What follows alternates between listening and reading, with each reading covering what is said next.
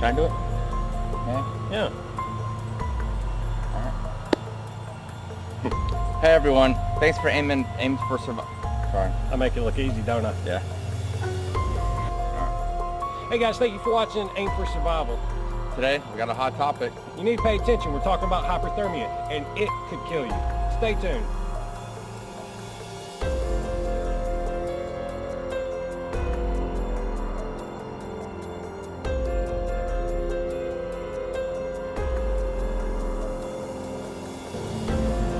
Woo! Is it hot? Okay guys, we're shooting this video in Tennessee and we've got a real important topic to talk about, and that is hyperthermia. Don't confuse it with hypothermia, which is when your body drops below normal temperatures. We're talking about hyperthermia when it goes above normal body temperatures, which again is 98.6, about 37 Celsius. And guys, you're not going to be carrying a thermometer. Be real, right? Do you carry a thermometer? No. Okay, me neither, guys. Now, there are some symptoms that you need to pay attention to, and you also need to address them. Now, Rick, what would you say the symptoms are? Alright, so just a few to look out for.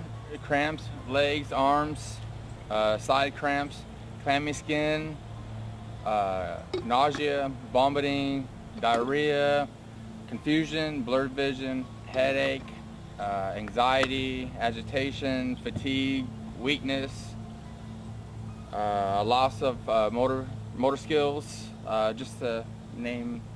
So pretty much your body's shutting down, and technically it is dying. Yeah. What extreme heat does to the body is, on a scientific level, again, your body is breaking itself down. It is eating away everything inside it to get the moisture you need. Now, one simple way to combat this is water. Guys, me and Rick, we were out there, we couldn't find water literally for miles and miles. And this terrain, do you remember anything about the terrain other than being up and down the whole time? All the loose boulders we had to climb over. Boulders, guys, we're talking about loose underfoot. We're talking about large boulders having to climb, going into a 4-point stance just to get up and down, and it was continuous over miles. I think it came out to about 16.7 miles. I don't know exactly, but I know it was hot, and we sweated the entire time. And there was not water, like I was saying. Water is key, so when you find it, use it. Drink as much as you can. Process it. Purify it with Aqua tabs. We'll link a real good deal for 100 Aqua tabs. Again, one Aqua tab will purify this whole bottle, so you can do 100 bottles. But the problem was we couldn't find it. How many ounces?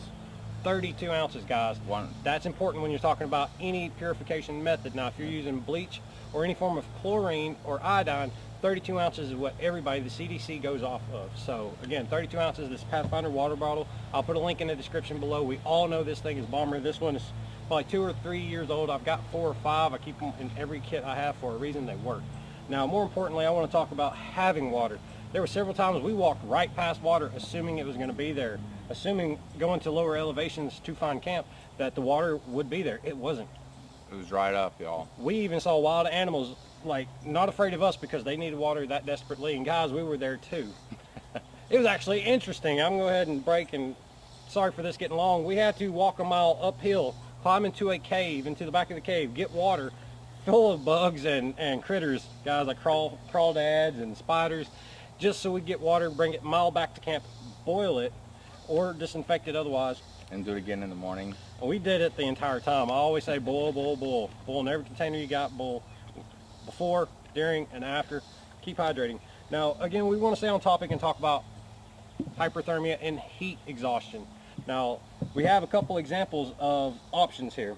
I see first a Red Bull. Rick, will you tell me a little bit about what's in a Red Bull? Caffeine and lots of sugar.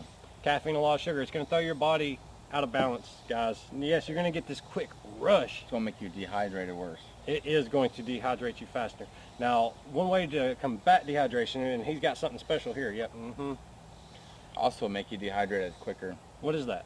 Alcohol. Alcohol. He's got a little flask here. Now, PGA or pure grain alcohol is very useful in fire starting, disinfection. I recommend you carry it if you really mature or responsible, guys. It is useful. And I do prefer something other than your over-the-counter rubbing alcohol. I do prefer PGA. So again, don't consume alcohol. You will again sweat and dehydrate faster. And people say they use it as painkillers. Well, there are other options. Now moving on, let's talk about being put out of balance. That Red Bull is going to make you exert yourself.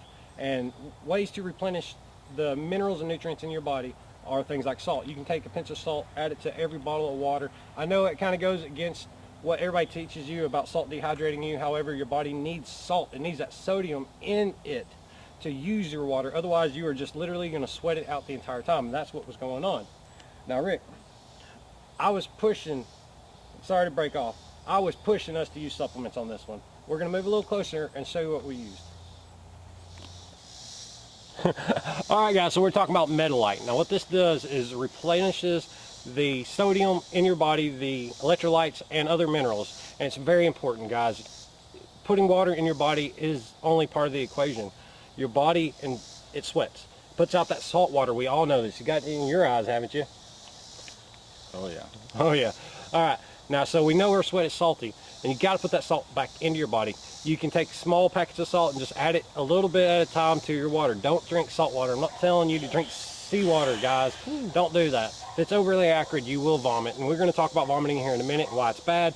However, again, you can use Medlyte to replenish these, and I recommend you doing it ahead of time. If I knew I was going to be outside chopping a tree down, I might take time to go ahead and take one of these. There's other options. I like Medlyte because it's affordable. You'll see links to this, the Aqua tabs, and the other gear you see in this in the description. You probably already scrolled past it. However, what happened to your body? What happens to the regular person under normal circumstances? Keep in mind, I'm not talking about sickness. I'm not talking about a pre-existing condition. I'm not talking about people on medication. I'm talking about the normal, healthy human being in a strenuous situation in high heat conditions. Tell me a little bit about the symptoms of the lead and rise to the condition of hyperthermia. What are the symptoms? So it actually varies for everybody. And you have to be mindful of your own body and listen to it. However, some of the things you should look out for, not in this order, is cramps. Stomach cramps, leg cramps, clammy skin, nausea, vomiting, diarrhea. The ones that I get is blurry vision and confusion and fatigue. Some people get agitation, anxiety, weakness, headache's also a big one, and so is loss of motor skills is another big one. No, he's right. Now on our trip, and especially me in nature, like he was saying, everybody's a little different. Some of the things that stand out to me is, first off, the sweating and then cramps. Guys, you sweat, it's natural, you're going to keep sweating. However, the cramps aren't natural. At this point, you really need to rest, recover. You need to cool down, massage, and stretch these muscles. If you think something like a blister or stumped toe, or a, say, galding, again, use deodorant if you're sweating, everywhere. But again, you need to maintain your body's performance levels and take breaks. Cramps are a big one. Next is headaches. I experience headaches when I sweat a lot, and these headaches don't only just happen for, say, 10-20 minutes. They last not just 2, 3, 4, 5 hours. They will last for 2-3 days, guys, and this really distracts me. It takes away from my ability to watch the environment around me. My head's no longer on a swivel. Every sound, every light, every experience becomes intense. And he also spoke about agitation. Now, me and Rick, we butt heads. We have an open communication system, and we can talk to each other, but it broke down. Yeah. We got hot, we got tired, we started butting heads, and we did practice our communication skills, and that's what saved the situation, definitely. But over time, I could see this agitation could cause you to fight with the best survival tool in a situation, and that's always God next to you. If you got one, guys, protect it. Again, keep in mind, you gotta watch out for all the symptoms. When you experience these symptoms, rest, get in the shade, cool off. Now, Rick, let's go ahead and talk about a few ways to cool off. Now, I notice you still got your bandana on you. It's hot out here right now. He's got a bandana on him, boom. Now, he wipes the sweat off. Sweat is supposed to evaporate. It cools you off. However, he could put water on this rag one way or another, wrap his body in it, whether it is his head, which is a great way to cool off. He can put it around his shoulders. Again, adding water to the outside of the body helps air evaporate it and thus cools the body off.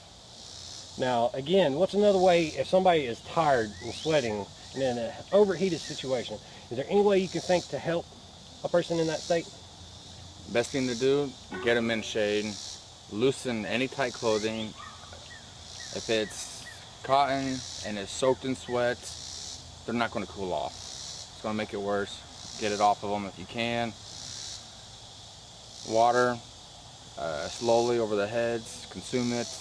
If you happen to have ice, armpits, and crotch. Yes, pack the V's, guys. Pack the areas where the majority of the blood flow is. Now, if you continue to experience overheated conditions, you will eventually lead into a heat stroke. We're going to talk about heat stroke and what to do. Quite simply, if a person is at a heat stroke level, call 911. Call 911. Yeah. However, begin the process of cooling them down. If you got to drag them into the shade, drag them into the shade. If you got to pour water on their clothes, remove their clothes. Yep. Don't be shy. I've learned this in medical training. Don't be shy. You're trying to save this person's life at that point. Yes. There is no shyness in medical field. I've seen more privates than an Army general. Guys, his stories would scare you. They still give me nightmares. All right, one thing I want to touch on, guys, being a parent of an animal and children. Watch them closely. Children and teens don't sweat like adults do. They also heat up about 5 times quicker than we do, so they're more prone to heat injuries. And once you get a heat injury, you're always prone to heat injury. So watch yourself and drink plenty of water, guys. So like you were saying, kids especially, you got to be responsible with your children and your animals. We took extra time, several times, to let Athena and Nala both cool off, cool down, put their body, submerge their hair in water, and again, In mud. definitely, every way we could, we gave them time, we were considerate. But if your children are involved, God forbid you're ever in a situation like Katrina, you've had a storm come through, you can't stay where you are, you've got to go away, the highways are impassable, you're on foot and you're with your children, guys, they will exert themselves, they won't recognize any of the signs we've talked about. Again, we're talking about cramps, we're talking about headaches, we're talking about Confusion. nausea, we're talking about just vomiting, diarrhea, all the symptoms. Fumbling around. Yes, definitely, loss of motor skills. But these children, they don't sweat like we do. They don't know to take breaks like we do. If you're traveling with a child, just because you're not tired don't mean they are not. So keep an eye on them. Now, Rick, you talked about pets, and we were talking about this earlier. If you're walking on asphalt, Yeah.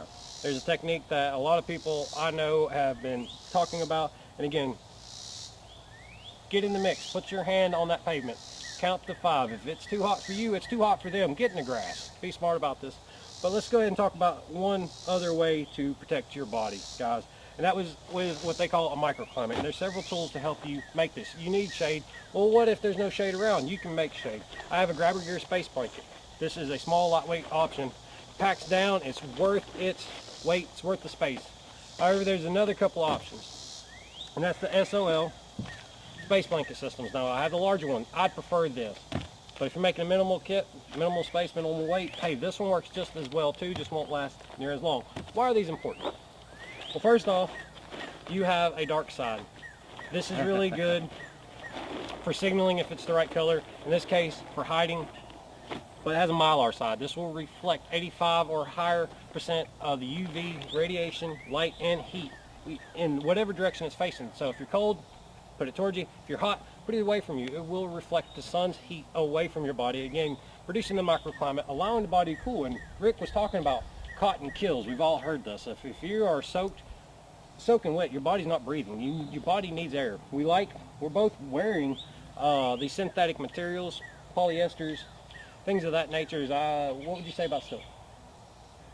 Oh, I think silk's kind of one of those middle grounds, but it's breathable. I have no idea. Know a lot of people that do recommend silk. I've not. Well, I just don't do it, guys. Silk bed sheets is about as far as I can go. So guys, again, avoid putting chemicals in your body that dehydrate you. Things like energy drinks, things like alcohol. Put the right stuff in your body. Water and sports drinks. There are some give and take on a sports drink because they do have high sugars, but your body needs sugars as well. Make sure it has sodium. Sodium is very important for your body, so you can take a pinch of salt, put it in your water. Don't drink salt water. I'm not saying drink seawater. But again, you got to find a way to restore it, and most of our silverware packets around us, we can find little salt packets. And if you really want to be smart, get Medlyte, guys. Medlyte is a very cheap, affordable option. We'll put a link in the video for the best deal I can find for you. Put them everywhere. Put them everywhere, every kit. Speaking of that, In your add car. Aqua tabs. In your car, everywhere. Every kit you got, even if it's just like he's saying, in the glove box. Yeah. But keep in mind, you may lose a little bit of viability exposed to the extreme heat of a vehicle. Water. Water is an important issue. You can't always stop the pool. Use Aqua tabs. Again, you'll find a link to a description for 100 Aqua tabs, $10, 100 bottles of clean water. Clean enough water, I should say. Can't beat that. No, guys, Yeah, we know that now for sure, for sure. But also a microclimate. Body don't need to work no harder than it has to. You might not always have a nice shady spot like we are in at the moment. But again, there's a lot of options. Look in the links in the descriptions below. Take care of yourself.